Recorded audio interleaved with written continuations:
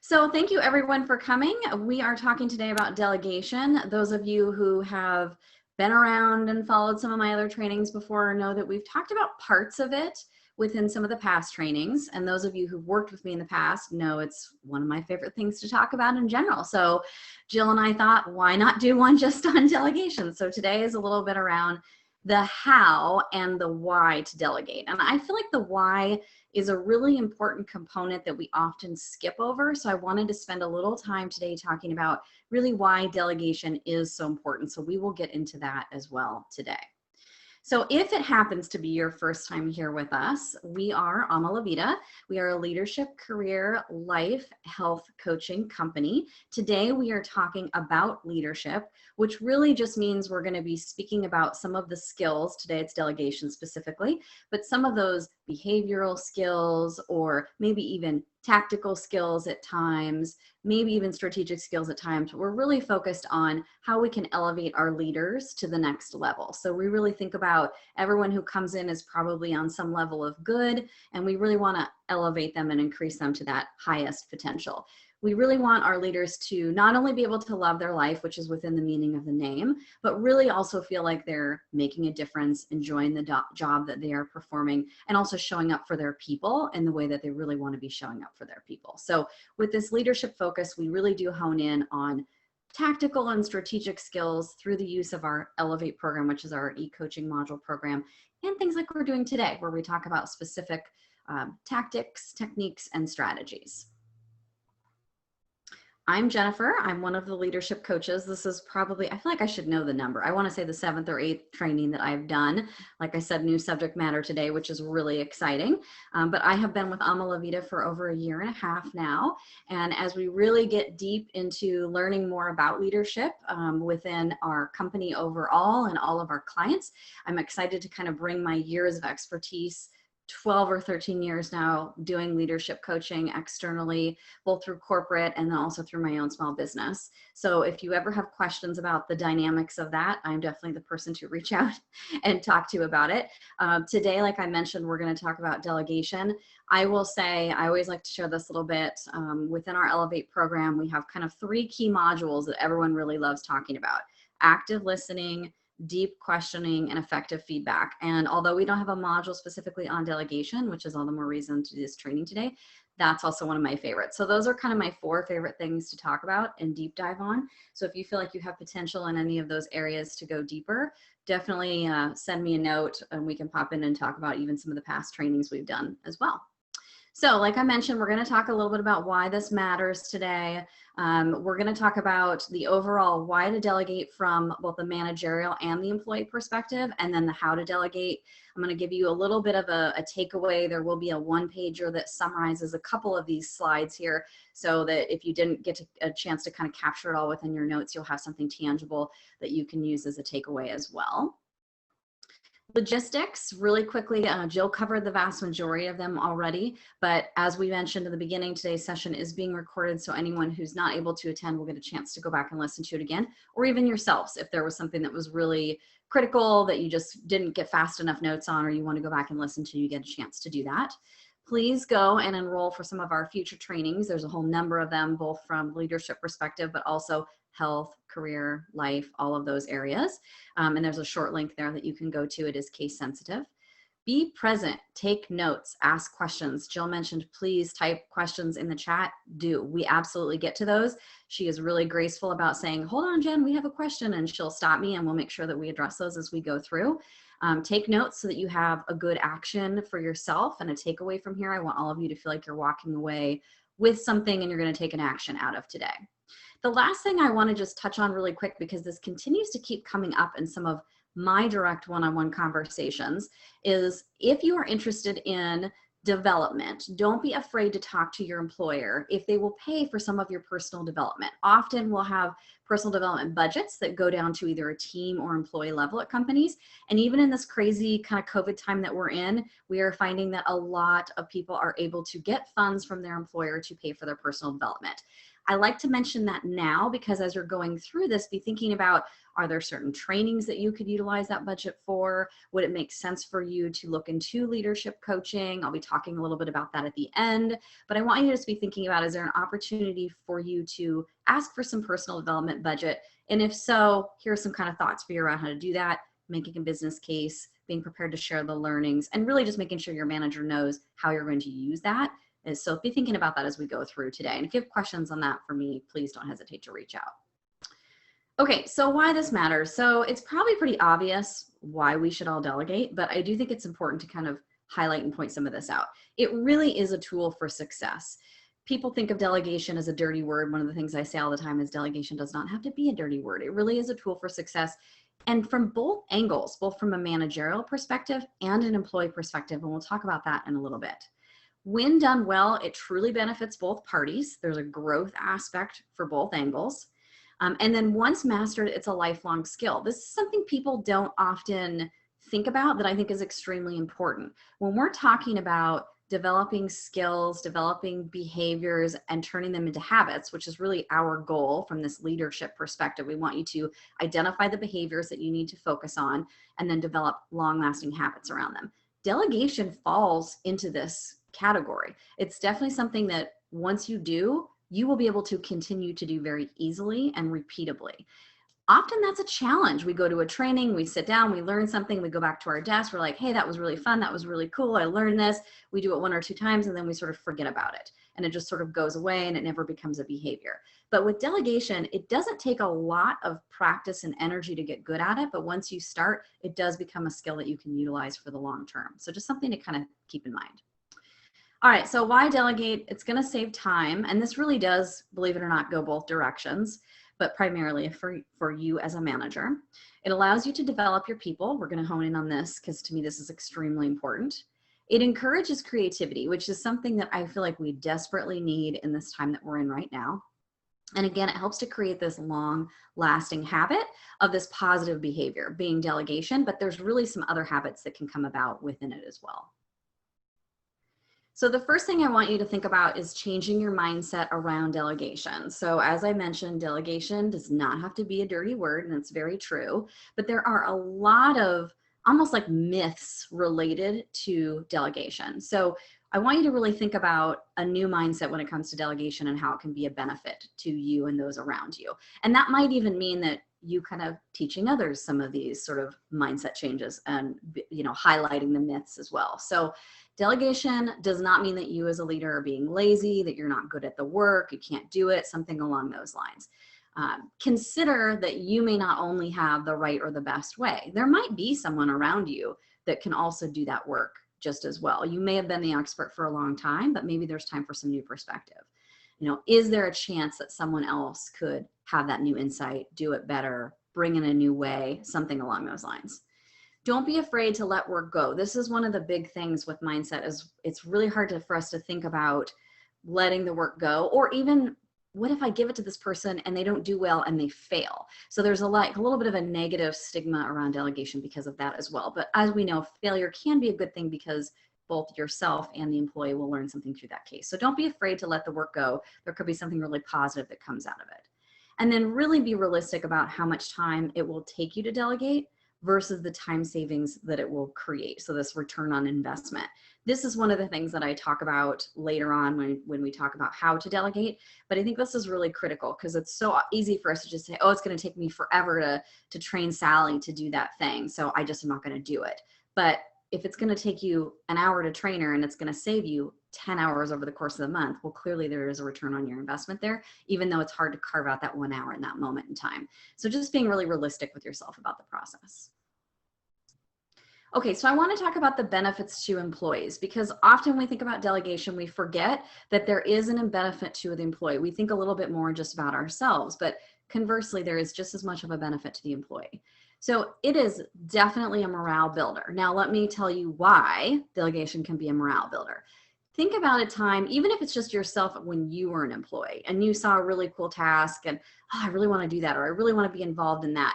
Often those things that you see that get you excited are somehow either related to your own personal development. Maybe it's related to a role you want to grow into or a team that you really want to be on. But there's this this great opportunity. There's all these things that get you excited that you want to do. Well, if all of a sudden your manager said, oh, I'd love for you to attend that meeting, or sure, yeah, I'd love for you to be on that project, your morale is going to instantly go up because you're getting this opportunity to do all these things that you've been really excited or interested in or expressed an interest in. It's being heard and you're getting the chance. So anytime that your folks are able to be more engaged and more involved, it's going to increase the morale. So think about that engagement perspective and that morale increase and the positive benefit that it has there. Definitely encourages creativity. So I alluded to this earlier. And one of the big things about that is like avoiding the group think, right? You know, in a normal situation, maybe we all sit down together, we come up with some ideas. How about if we like spread it out a little bit and we have this person focus on it for a while and this person focus on it? How would this person solve the problem versus that person solve the problem? So anytime we're kind of getting these different and unique perspectives and trying it out in different ways, we're going to have a little bit more creativity across the board. And people who are just trying new things in general than what they're normally doing. If every day I come into work and I punch button A and then all of a sudden I get to punch button B, ooh, that's going to just open the brain and kind of bring a little bit more creativity in. So a lot of things like that. This concept of autonomy is really huge. The employee feels like they have a little bit more freedom, a little bit more ownership in what they're actually doing.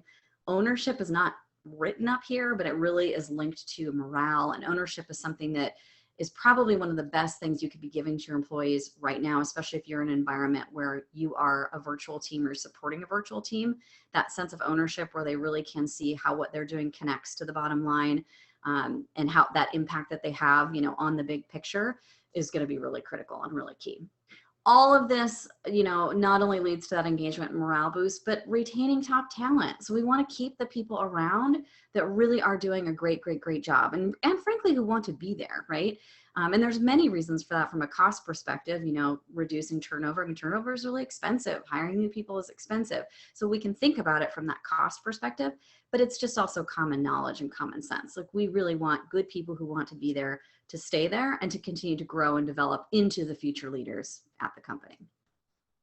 I have improves communication down in this last line as well, because it really does, to start having these conversations between you as a manager and the employee is going to improve your own level of communication between the two of you and trust.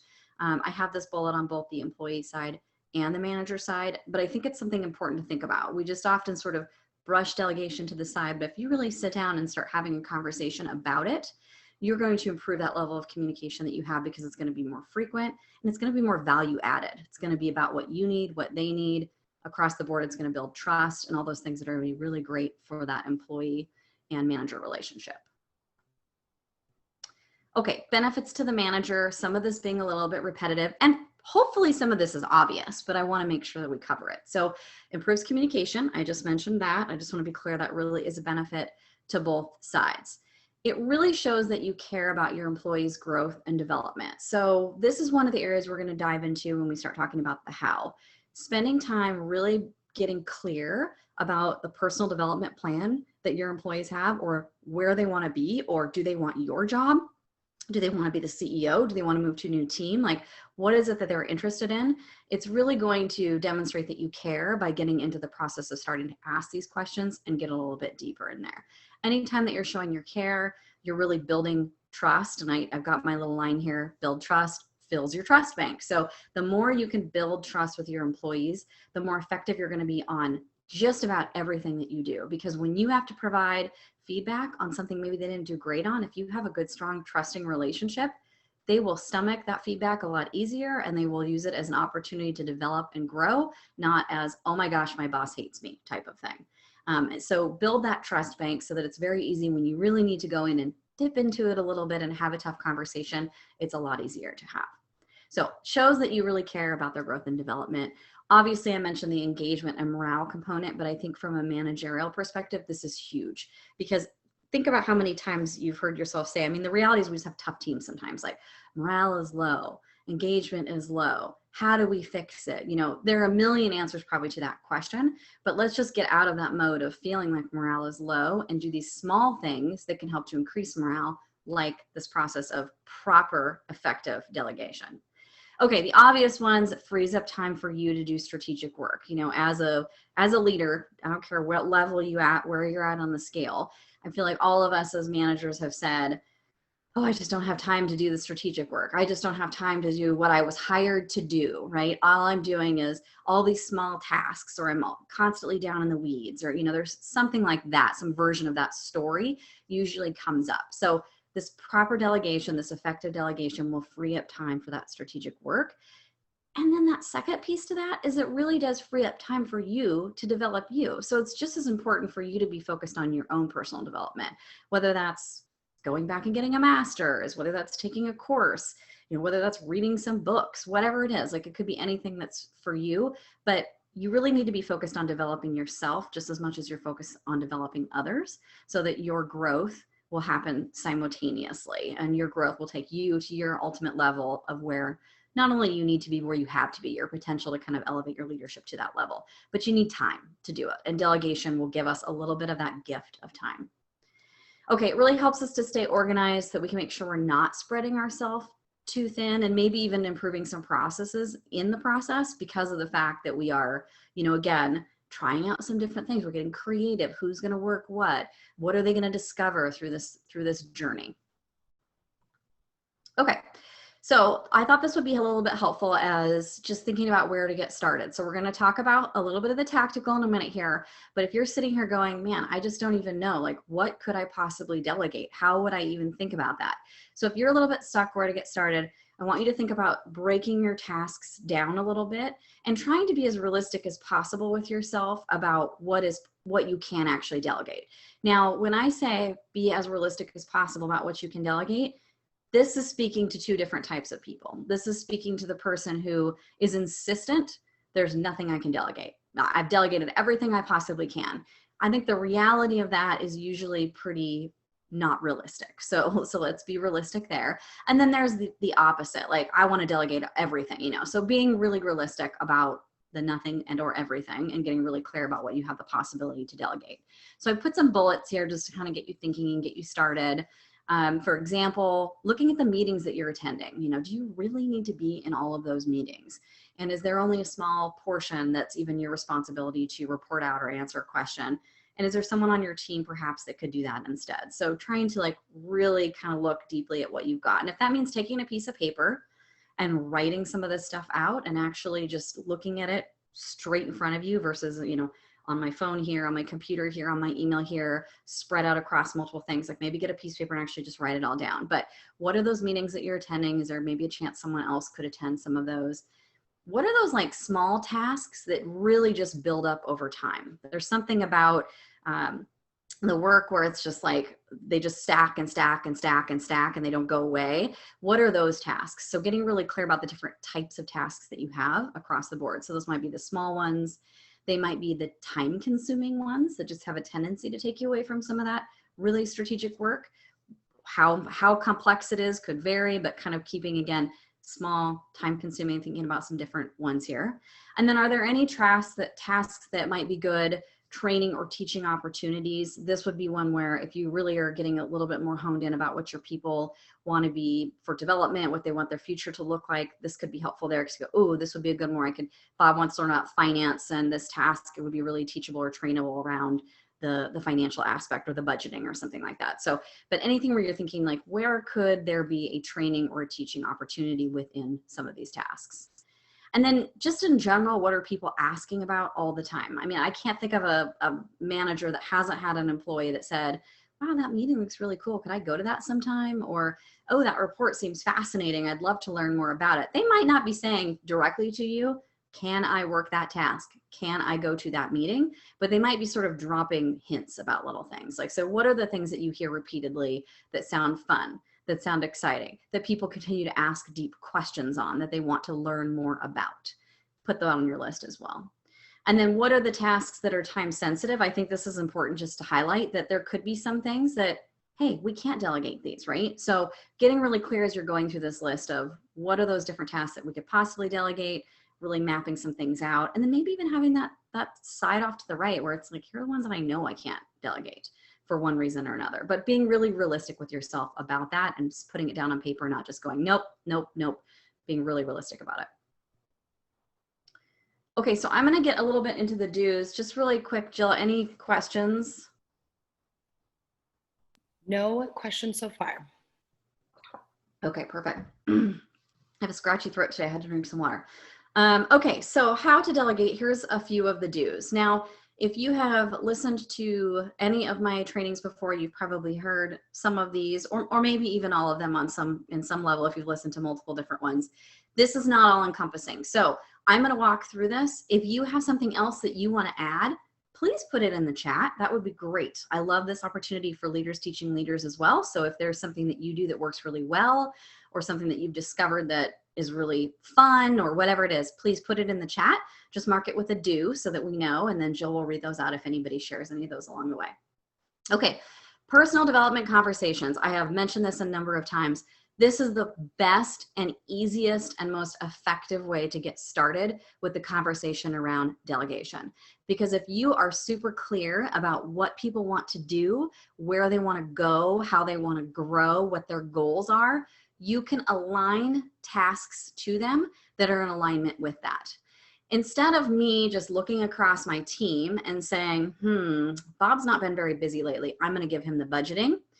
Instead of me acting that way with my delegation, if I look across my team and I know, wow, Jill is going back to get her degree in finance and she is super interested in finance, I'm going to give her the budgeting activity.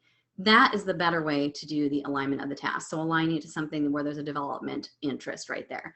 Now you're probably going, well, what if Jill is swamped? What if Jill doesn't have time? Well, that's a conversation to have, because maybe there's some other things on her plate that I could remove and either A, do myself, or B, delegate to Bob over here who isn't that busy. So it's okay to shift things around too. It's not just about a one and done, like giving this person a task and go and that's it. It's okay to be constantly looking at, how can we shift things around? How can we swap activities? That type of thing. What can I do to help free up some time in order to get this person this chance to develop here? So just be aware that that is an opportunity as well. It's not just a simple boom, here you go. There could be some push, some pull, some swapping, etc. But the development conversation is key. So if I know Jill is interested in finance, cool, I can give her that budgeting work. If I know that Bob really wants to be a manager, maybe there's a leadership meeting that I go to regularly. Great, I'm going to see if he can start going to that meeting instead. A client told me this great statement a very long time ago, and I just have the ... because I didn't want to type it all out for you here. And it was someone told it to her, it was one of these like telephone type events. So I don't know where it's originally from, but it's a really great statement, which is every time I choose to work a task and not delegate it, I am robbing this other person of their personal development opportunity. So especially if you are the type of leader who really is engaged with your people, maybe is a very empathetic leader, wants to work on development, coaching, that type of thing. If that's kind of your natural tendency, that's a great statement for you to write down, put on a Post-it, stick on your monitor, somewhere where you see it, so that you're reminded every time I choose to work one of these small tasks, every time I choose to work one of these simple tasks, every time I choose to take a new project on and not delegate it, I am robbing someone on my team the opportunity for them to have this development, this growth, etc. So that's kind of just a good sort of aside statement for some of us. It won't resonate with everyone, but there's a lot of people that will really truly resonate with. So if you are one of those people, write it on a little Post-it or something and put it somewhere where you won't forget about it. But start using those personal development conversations so that you can delegate really effectively just by way of knowing what people are actually interested in and what they want to be focused on. If you are not having those conversations and you need some support with what that looks like, or if you're doing one-on-ones and you feel like you ask your people, hey, what do you want to do, or what are your goals, and you're getting nothing, you're getting blank stares, you're getting, I don't know, there's more effective ways that we can go about digging that out of people through the use of coaching and skills, really deep questions, and that's something I can help you with. So if you are getting stuck where it's like, Jen, I'm trying this personal development thing, I'm trying to find out what my people want to do, and you're not getting anywhere, or you're getting blank stares, this would be a great opportunity to reach out with me, or to be one of the people to grab one of these strategy sessions we're going to talk about at the end, because that's the type of thing we can go deeper on and make sure that you're able to have that conversation effectively with your people. Okay, next one, look for the reoccurring tasks. So if there are things that happen every single week and you are doing the same task every single week, takes an hour to do this report every week, for example, Look for those tasks and then calculate the return on investment. So if I know it takes me an hour to do this report every week, and I know it's going to take me 5 hours to train Jill to do the report, because it's pretty massive, right? It's no joke report, but I could sit down for 5 hours and train Jill to do that. It is so hard to think about carving out that 5 hours. Like, I get it, especially because then something else has got to give, or I've got to stay late. There is going to be a trade-off to find time for that additional 4 hours in this 1 week. That is the reason why we end up not delegating things so often, because we just can't find that extra 4 hours. So I get it. But if you can truly see the return on investment being there, meaning you do this report every week, that's 52 hours in a year. If it's only going to take me 4 hours to train Jill, that return is there because I'm going to buy back hours for myself in the end. So just having that kind of perspective really helps. But unless you really sit down, look for those reoccurring tasks and spend the time to actually calculate the ROI, it's going to be really easy for you to continue to say, nope, just don't have time. Nope, can't carve it out. Nope, nope, nope. But I guarantee if you kind of have that realization and it just dawns on you that like all of a sudden, wow, I'm going to buy back 48 hours of my time. Yeah, like sure, I'll do that. You'll find a way to do it. So be looking for those recurring tasks and be sure that you're calculating that return on your investment. Another one that I talk about a lot is this idea of when you know that there's a project coming, or when you know there's a new task coming, or something is, coming, it's coming the way to your team. And there's a chance that there could be components of it that you might want to delegate. Maybe you don't even know yet, but you just know there's this new thing coming. I got to be prepared. Bring some people from your team with you along the journey from the very beginning. So meaning if there's like a planning meeting, bring the people on the team, 2 or 3, grab them. Like, who are the next people you think might be interested or have alluded to some level of interest based off of the development conversation and related to whatever the subject matter is. Bring them to those kind of initial planning meetings and those upfront meetings. There's 2 good reasons to do this. One, if they're there from the beginning, it's going to save all of you time because it's not you going to this meeting, going back to your office, calling Bob into your office, sitting down, explaining to Bob everything that you just heard in the meeting. So here you are, you're like you're having meetings after meetings to report out meetings, and you know how that telephone goes, like sometimes it turns into multiple. But if Bob would have just come along from the beginning, he would have heard it all firsthand. He could ask questions in there. And even if you have a debrief later, the 2 of you for a little Q&A, that's fine. But at least the message was heard from the beginning, straight from the horse's mouth, if you will. So that's going to save time for both of you up front. That's kind of a big number one. That's a good almost like you could call that a simple delegator, just in that you're almost like delegating back to yourself. How can I avoid having meetings to explain meetings to explain meetings? Hey, how about I just bring people along with me? So that's a really simple one. But the second component being, you bring Bob to this meeting, you get out of the meeting, you go back to your office, and Bob goes, wow, that was really cool. That project was something I have never seen us do before. I would really like to be focused on that. Would it be okay for me to work that project? And Bob just self-delegated right there. So you brought Bob along, he got the chance to get the information himself, and he self-delegated, which means he has the ownership, right? He has the engagement. He's like super excited, the accountability, like there's everything there that you need. And you didn't even have to do the delegating. It was automatically done. This is kind of like, the dream right here. This is the gold when it happens, this self-delegation thing. And you can certainly get to a point where it occurs a lot more as long as you're engaging people up front, bringing them in, keeping them connected. That self-delegation component will work very well. And then all you have to be looking out for are just the other things you would normally look out for: overwhelm, helping them manage priorities, some of these things that you should be doing with them regularly anyways. Okay, the next one being just to ask questions and to ask. So it's kind of really in line with the personal development component. But if you know there's a big project that like we've got to delegate out these pieces, pull a meeting together and just ask everyone. Like, it's okay to say, look, guys, we got to separate this out. Not one of us can do this. We're going to all take a small component. This is where it's like you put your manager hat on, as I would say. It's due at 3 o'clock. It's due at 3 o'clock. These are the facts. We have to work this thing. We got to split it up. We won't be able to do it effectively if we don't. So you pull everyone together. You have this sort of like honest conversation. And then you just ask, who is interested in what? Who would like to focus on this? This one looks like it might have more components of this. Who's really good at blah, blah, blah, whatever. But the whole point being, ask them. So I think the ask P is really key because we often think with delegation we have to just give it out or assign it automatically. There's no reason you can't ask people, which thing are you more interested in? What piece would you like to do? Are you willing to make this a priority? Can you help out here? And if you are in that stuck point where you're getting a lot of that pushback, like, nope, just don't have time. Nope, just don't have time. That's a different conversation. That's not a delegation conversation. Don't confuse that I don't have time to take this task from you conversation with a time management conversation. So then it's a matter of, okay, if we really think we cannot delegate these tasks out, everyone's saying they don't have time, let's take a look at our calendars. Let's figure out what we're either A, are there meetings we're going to, we shouldn't be going to? How do we buy ourselves back some of that time? How do we clean things up from that time management perspective? And if there is nothing to clean up, fine. How do we prioritize? Where's the priority? Is this new project that we needed to delegate the priority? Great. So tell everyone, I want you to work on this first. Once this is done, we'll go back to our normal routine, or whatever. But you can't punish them then for not getting some of the work done maybe that they were supposed to do, right? So it's just a matter of figuring out what the right conversation is at that point. So ask, wait for the response. If you get pushback, how do you change the conversation to a prioritization one, to a time management one, something along those lines.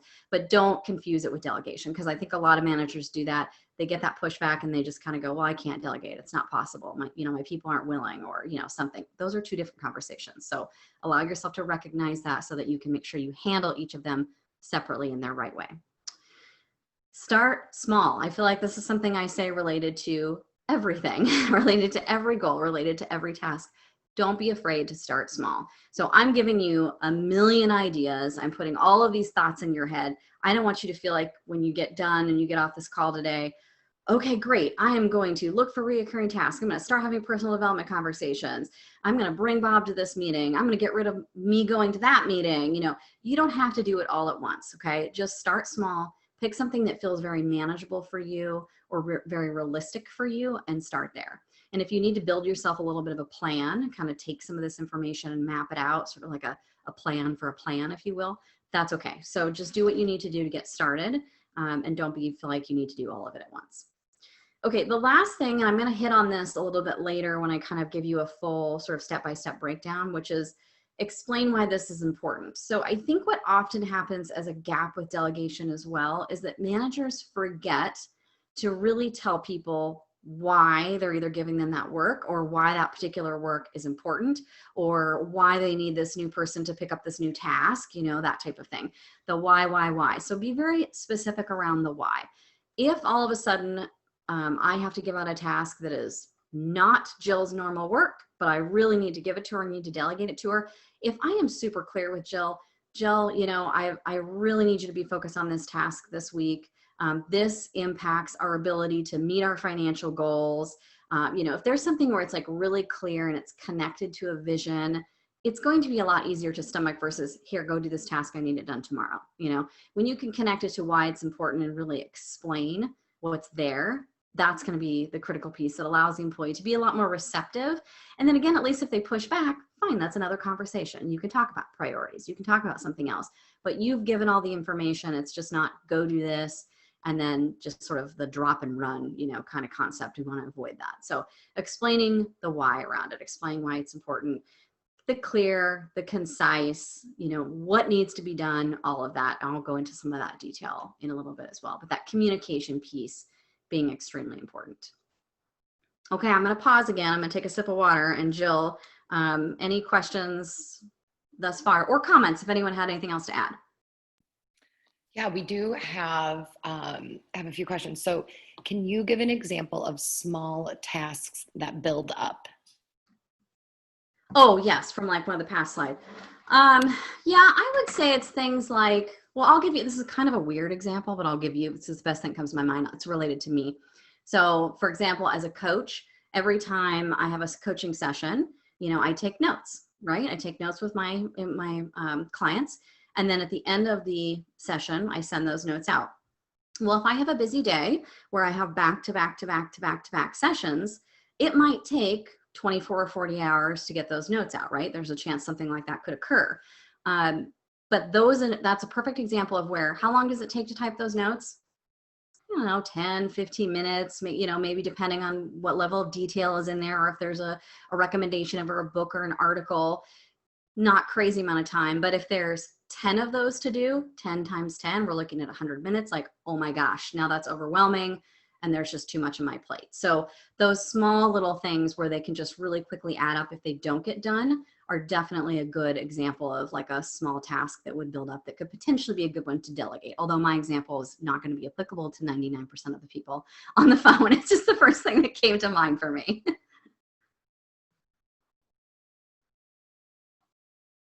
Any others, Great. Jill? No, that is all. There's just a comment where they want to go and where they want to grow. Someone just said it had a nice ring to it. Oh, perfect. Okay, good. And then Jen, really quick, just mindful of time. It's we have about 20 minutes left before the end of the hour. Yep, perfect. Okay, I am almost done. Sweet. Okay, so don't. This is important too. This is probably one I spent a lot of time on some of the past webinars, and I'm not going to spend a ton of time on it today. But just as much with the do's, there are a lot of don'ts with delegation. I've kind of alluded to a couple of them just quickly as we were walking through. But I want to be clear, delegation is not always about being fair and equal. Okay, and I just want to repeat that and let that kind of sink in. It's not always about being fair and equal.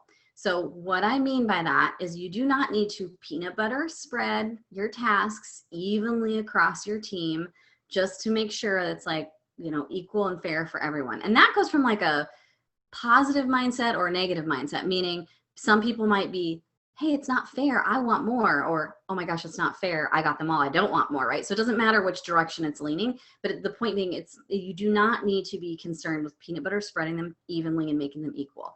There are a lot of reasons why that's the case, but just like at a really simplistic level, if Jill is a go-getter and she works really hard and she wants to grow and she wants to be a manager and she has all this ambition, of course it makes sense for me to give her tasks that are going to allow her to grow, develop, and to lean into that need and that desire. And if she is willing to work them quickly and she does a good job, like I want to give her those tasks. It makes sense for me to do that. I still have to be careful that I don't overwhelm her and, you know, all of that. That's critically important. But I don't need to feel like I also have to give them to Bob over here just because I gave 3 to Jill, I got to give 3 to Bob. Like if Bob has no interest, I mean, let's be real. There are some employees who just want to come in and punch the clock. They don't want to develop and grow.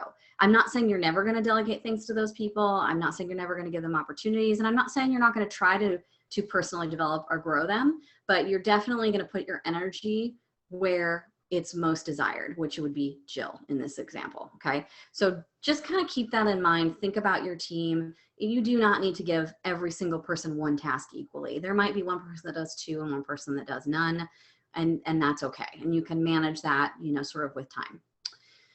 Okay, and don't just give out tasks based on who has time. I think it's basically the example that I just used, but I think that's really important too, because we do have a lot of like cyclical up and down times. So if there's one person who just always has these gaps and you're just throwing stuff at them, they're probably actually going to feel a little bit overwhelmed and weird too. So it's like, well, just because I work hard and I get my stuff done and then I have to do all this other weird junk, you know, so you need to be careful with that sort of balance as well and do what makes sense.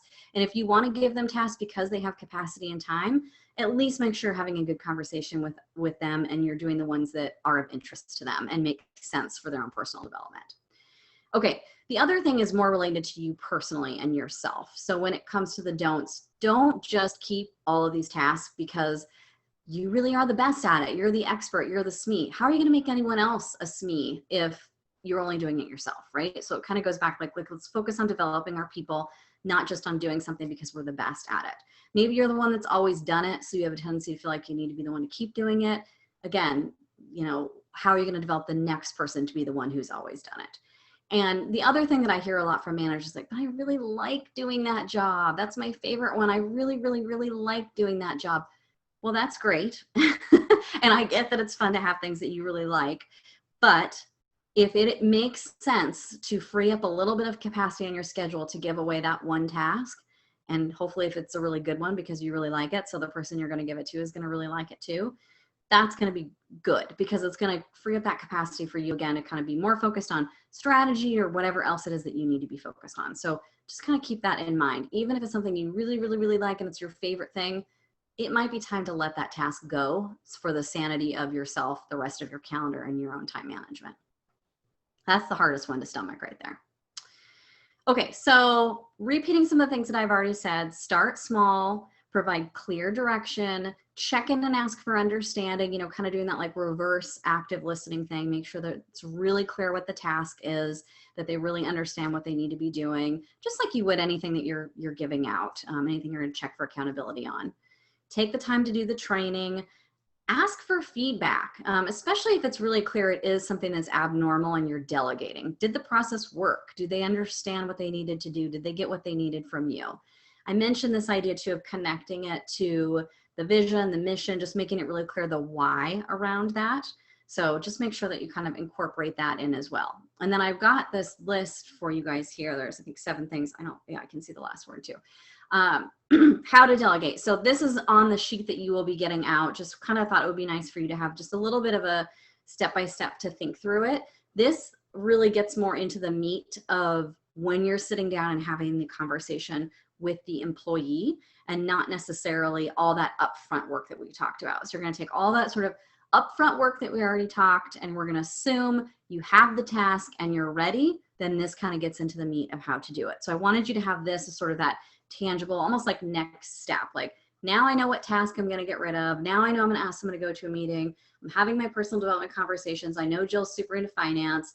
You know, you've got that kind of that know-how. You have an idea of the tasks. Then this is kind of the how associated with it. So a lot of this we already touched on, but I just want to make sure you had this as a good takeaway, just so that you're kind of hitting through the components. You're aligning it correctly, explaining, being clear about what's needed, training if needed, giving them the autonomy, the responsibility, and the authority to do the job.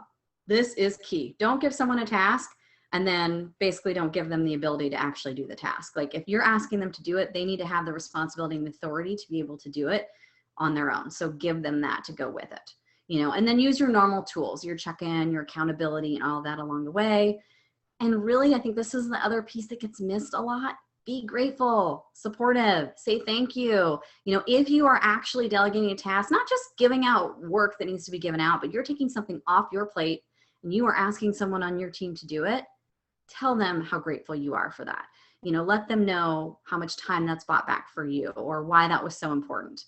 Be grateful. Okay, so putting it all together, we talked a little bit about the why to delegate, understanding the value. You are going to get a copy of these slides. So go back in again and kind of stare at some of those bullets from both the employee and the manager's perspective and make sure you're really clear about that value there. The benefits, both to the employee and the manager side. And then the hows, we talked about some of those kind of very specific things up front, but then also that breakdown list right there at the end. But what are some of those specific things you can do? For example, even just starting to look at your calendar and stuff and figure out, you know, what tasks make sense for me? What are the small tasks? What are the recurring tasks? What are the meetings? Kind of starting to break it down. And then, of course, the implement. What one action will you take is sort of my question that I have here that I've posed. But again, I want to remember, it's okay to start small. I don't want you to feel overwhelmed. This is a ton of information intended to give you a lot of ideas. What's just one small action that you're going to take? Okay. So feel free to put some things in the chat, and you can even think about it a little bit as I'm going through these last couple of slides, but I just want to know from you guys a couple things today. So do you see how some of these little tactics could work for you? So the actual delegation piece, like really sitting down and thinking about upfront what I should be delegating, why I should do it, how I should do it. Does that resonate for you? Are you seeing how it could work? And then I would like to hear too, if you have the time, you can put it in the chat. And if you just feel like you're not sure yet, or you want to think on it and stew on it, you can even email it to me. That you'll have my email address at the end. But like, what's one small thing you're going to try right away? Like, so what's the small first step? I'd love to kind of hear from a few folks, because I'd like to know if the same thing was resonating for people, or if different people are kind of having different things that resonate for them. So be sure to let me know on that. Again, chat or email is just fine.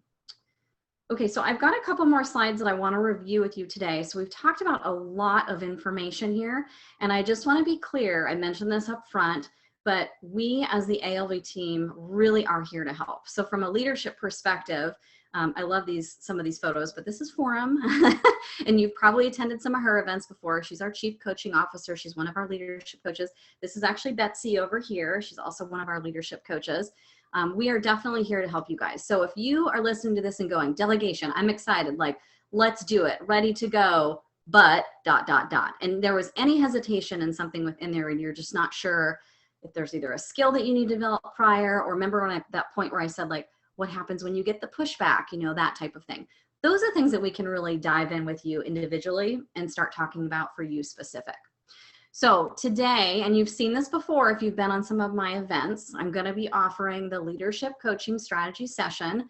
It is a 30-minute session. We will primarily talk about what goals that you have, but it's related to either more what you have currently going on versus necessarily what we talked about here today. So if you're like, don't need to talk about delegation, this was great, but it made me think, I don't know how to help my team prioritize, or I don't know how to give them ownership, or I'm not a good active listener, or whatever. If something else came up for you, that's fine. We can really be focusing on whatever your goals are. So we will discuss your goals. And at the end, we'll kind of craft a little bit of a plan forward, meaning we'll talk about, like, here's a few focus areas for you and kind of what to expect going forward. And then I will share with you how leadership coaching just in general would support you in that journey. I'm going to be offering 3 of those. Jill, can you just do a copy paste and put the link kind of back in the chat there? It'll be on the last page, but Jill will put it in there in case you want to just grab one while we're looking through these last couple slides. Our coaching methodology, this is something else I like to touch on so that it's super clear what it is like to work with a coach. If you've never worked with a coach before, I do think this is important, especially for leadership coaching. So as I mentioned kind of in the beginning, we do use an e-coaching framework. We have a program called Elevate that supplements the coaching journey. So as you go through your leadership coaching journey, we will use particular modules from that Elevate program to really add to your learning. So if you have a certain area that you want to grow and develop in, or you just want to walk through the whole thing, we will do that either way, but it's a supplement to the journey. So in addition to the one-on-one coaching sessions, which will follow a little bit of the format that I'll talk about in a second here, we will use those modules together so that you're really maximizing your time without necessarily being, on the phone with me, for example, all the time. Okay, so we use ADIT, and you can probably see this picture fairly well. It's a little bit of a small, but which goes through the assess, discover, implement, and transition phase. So we start off really in this assess area, which is all about us kind of getting to know you a little bit. So there might be particular assessments we do, depends on kind of your situation where you're at. And we even have a Leadership 360 that we do. So if you've ever been interested in trying out a Leadership 360, that's part of our program as well. But it's kind of the digging in and really just kind of getting to know you a little bit, and the chance for you to get to know the coach as well. Discover is where we kind of start to dig into actual goal setting and planning. So you may or may not walk away with a formal plan. Everyone is a little bit different, but you will have some things that you're working on intentionally, some goals. I want to be better at having difficult conversations. I want to be better at providing feedback in the moment to my employees, right? There'll be something like that where you have some sort of behavior you want to be focused on. So we'll have some awareness to what that is. We'll set some goals around it. And then we will actually utilize both those modules that I mentioned and the coaching to kind of start to really understand the process, whether there's a little bit of training within there, there's a little bit of practice within there, there's some deep questions and reflecting within there, and then there's you going back and doing this stuff real time with your people so that we can have that check-in and make sure that it's really sinking in, you're understanding the concepts, and you're able to make and turn them into long-term lasting habits. That's where we get into that implement phase. We really want you to be really working hard, turning them into habits. We'll have some checkpoints and kind of what are we saying? Like if you did a 360, we'll do another one, have things improved, but making sure there's clarity and you're actually taking some action from there. And then transition being that really long-term plan for yourself, accountability for yourself. Like, what are you going to do to keep going? Like I mentioned, the key, and you probably get sick of hearing me say this, anyone who's been around a lot, is this habits piece. We want to turn these behaviors into habits. It's one thing, again, to go to a training, sit down and go, oh, that was fun. That was interesting. I learned a lot. Go back to your desk, do 1 or 2 things, you forget everything, and you're back to your normal self. Like with coaching, we want much more than that. We want to go deeper. We want to get real.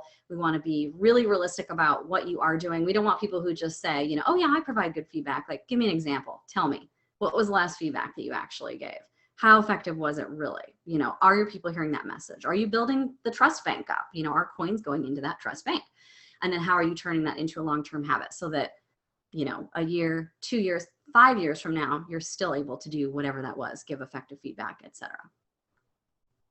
Okay, framework, I've mentioned a lot of this already, some of the modules and things that we cover: culture and vision, feedback, coaching, bias, emotional intelligence, ladder of inference. I mean, there's a million different things, and really it's extremely tailored to the individual. So all of us who do leadership coaching have done it for years, have experience in corporate world, have worked with many different types of people and companies. So we have a lot of clarity around different types of behaviors that could be out there that people would want to focus on, and kind of know the right questions to help pull some of that out of you.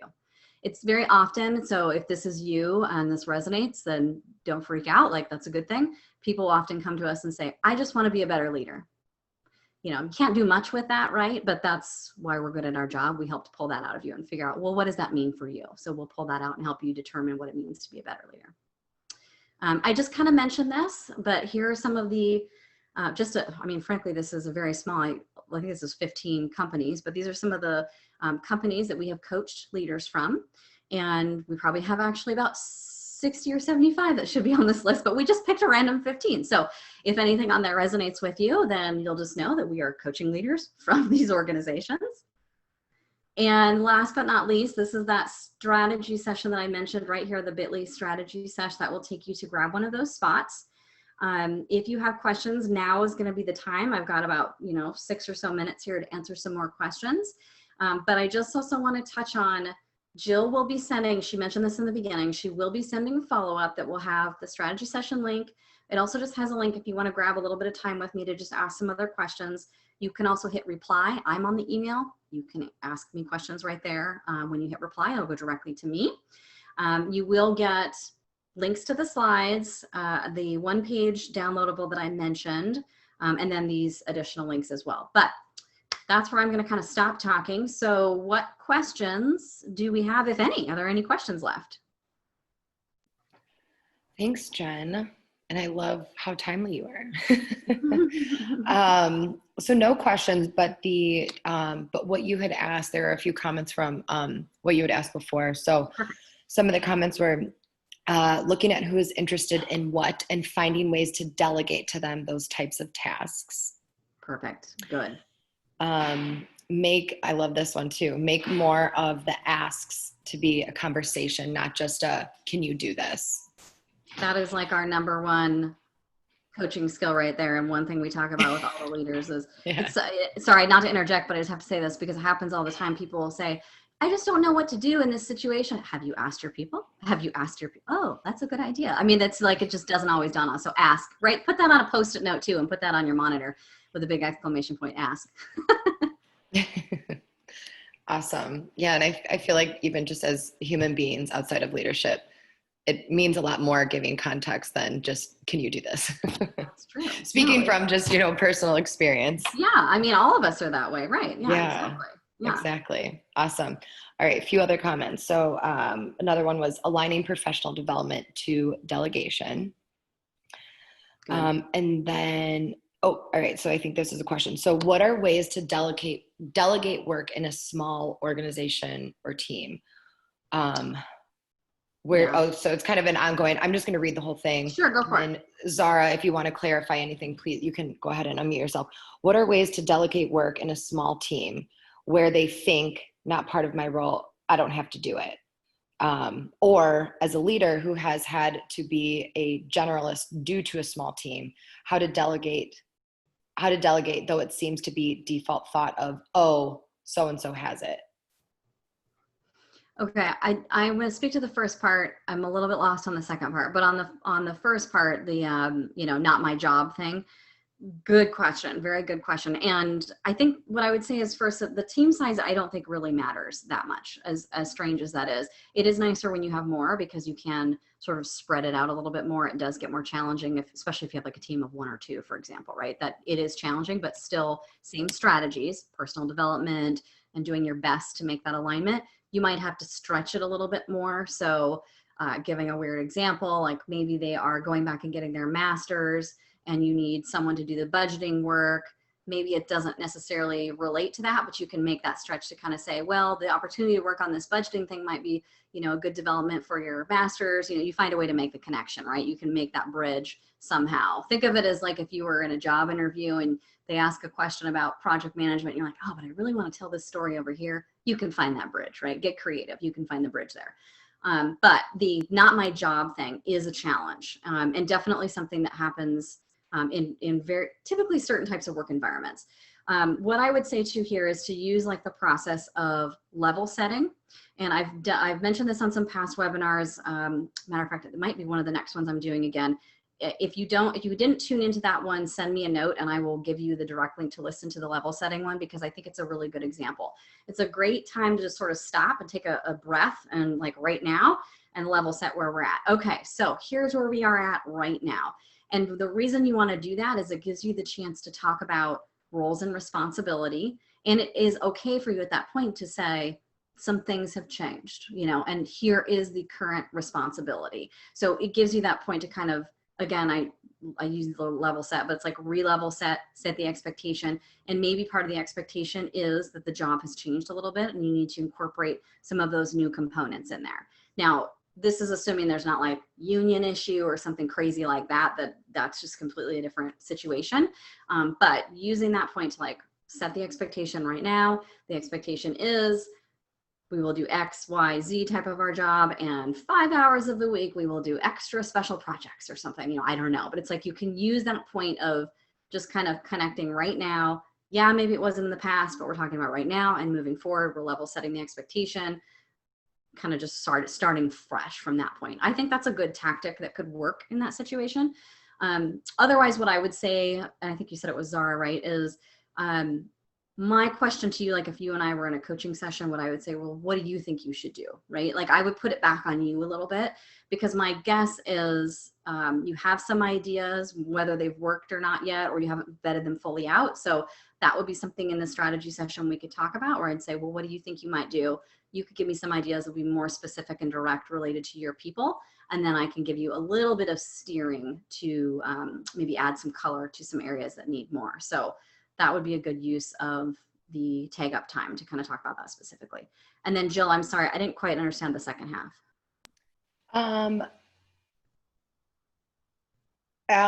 Okay. I don't entirely either, but then Zara, she did follow up with, I think trying to figure out like the difference between being direct and asking work versus coming off being passive aggressive in the ask. So kind of like, okay. Yeah.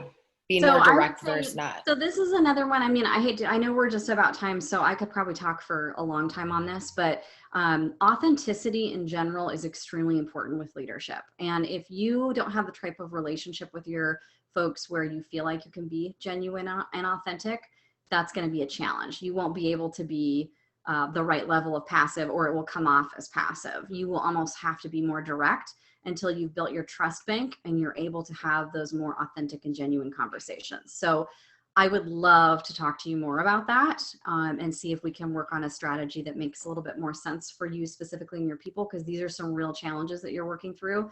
And when we have real examples like this, we can put some action in place. So let's plan to talk about that a little bit more. Awesome. Thanks, Jen. And then another question, I know we're up on time, but let me know if this is something you can answer quickly or maybe just including in the follow-up. What if you are in a small team and the workload is high for everyone?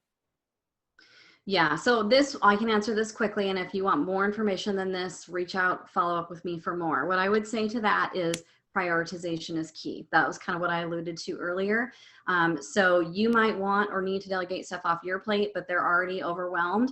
You're going to have to look at everyone, yours and their plates included, figure out what the actual priorities are and re-rank, re-rack and stack everything and delegate the work out based off of priority, because you can't just throw more on their plate just to get it off of your plate if they're not going to be able to get then anything done, right? We also, I think all of us know we hit that point of overwhelm where we hit this point where we can all of a sudden do nothing. It's like we freeze. We kind of hit that point. You don't want to force your people into that hole because you'll be even farther behind. So use prioritization for yourself and them, even if you have to pull everyone together in the meeting and say, we need to prioritize what's the most important thing we need to get done this week, then do that. So you got to be a little bit creative with using prioritization.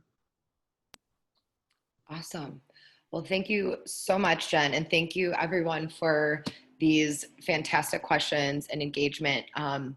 Like Jen mentioned, I'm going to go ahead and post that link again for the strategy session right there in the chat, everyone. So make sure you just click on that right now, save it, get on that. I will include it in the follow-up email, but like Jen said, only 3 spots available. So get on those really quick. And then we also will include slides and the recap, or the recording and the recap. So keep an eye out for that. And also, like Jen mentioned, she will be on that email, and those are humans behind those emails, I promise. So please, if you have any additional questions, definitely respond, and Jen will get those answered. Awesome. Thanks, everyone. Thanks, Jill. All right. Thanks, everyone. Have a good one. We'll see you soon.